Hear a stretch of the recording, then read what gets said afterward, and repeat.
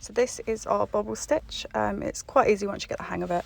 So to do this, you're going to want to yarn over, put your hook into the next stitch, pull through and through the first two, and then instead of pulling through, we are going to repeat the process 5 times until we have 6 loops on our hook. So over, through, over, into the stitch, first 2 hoops through, over, into the stitch, pull through the first 2 hoops,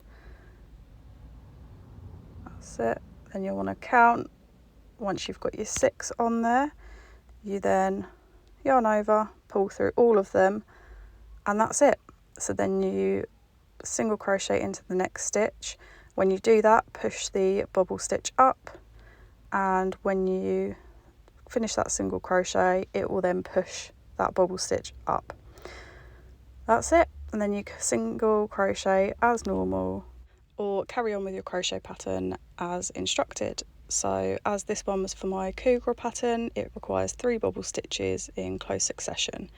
So as you can see, I'm doing another bobble stitch here, going through, and once I get those 6 loops, I'll yarn over, pull through, and we'll have another bobble stitch.